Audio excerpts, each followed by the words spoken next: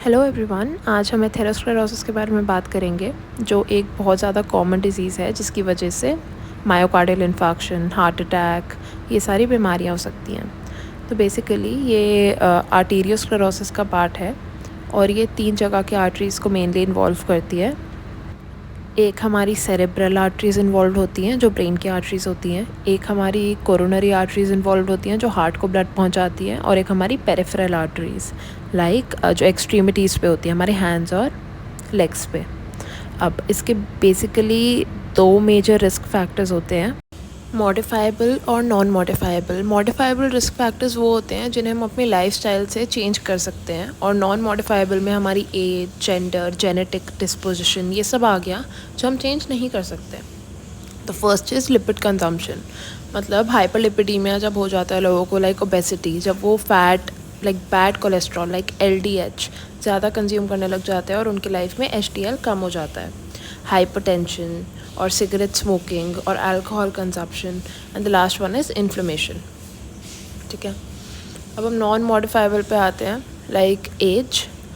With increase in age the risk increases, because जब लोग बड़े होते हैं तो जो उनकी आर्टरीज हैं वो स्टिफ हो जाती हैं और लेस इलास्टिक हो जाती हैं, that is why risk are high. And the same in post menopausal women, because oestrogen की क्वांटिटी कम हो जाती है। ठीक है, अब हम आते हैं जेनेटिक अबनॉर्मलिटीज़ पे जो ऑलरेडी प्रेजेंट होती है, and the third one is gender. Now अब हम मॉर्फोलॉजी पे आते हैं। It has a primary lesion and a late lesion. ठीक है, प्राइमरी को हम अर्ली लीजन बोलते हैं और इसका second name is fatty lesion या फिर फैटी स्ट्रीक। अब लेट लीजन की बात करें तो उसे हम एथेरोमा बोलते हैं।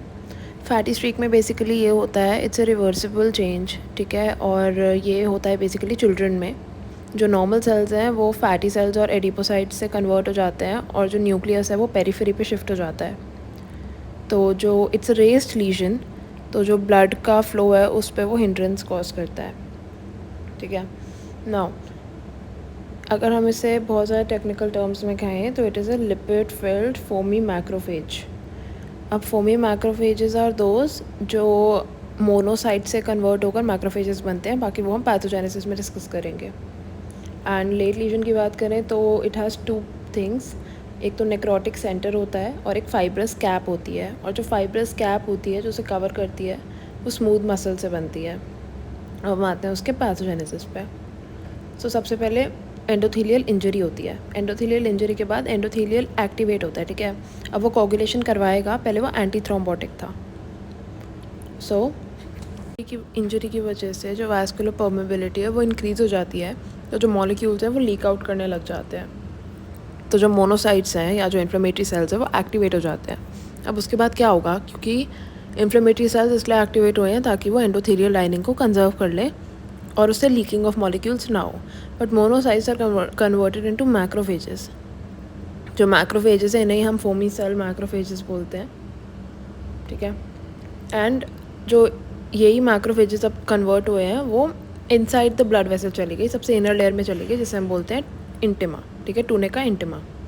अब प्लेटलेट्स एडहेयर हुए उससे एंड प्लेटलेट्स एक्टिवेट हो गए, जिसकी वजह से जो फैक्टर्स रिस्पॉन्सिबल हैं, अब प्लेटलेट्स बाकी फैक्टर्स को वो करेगी, एक्टिवेट करेगी जो क्लॉटिंग में इन्वॉल्व है।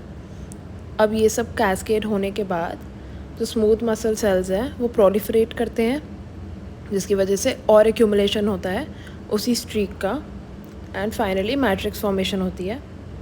जो टी सेल्स हैं उनका रिक्रूटमेंट होता है। अब टी सेल साइटोकाइंस को रिलीज़ करते हैं जो और इन्फ्लेमेटरी मीडिएटर्स को रिलीज़ करेंगे, और सेम साइकिल कंटिन्यू होगी, जिसकी वजह से लिपिड पूरा एक्यूमुलेट होता रहता है, पूरा कोलेस्ट्रॉल डिपॉजिट होता रहता है, जिसकी वजह से फाइनली एथेरोस्क्लेरोसिस हो चुका है।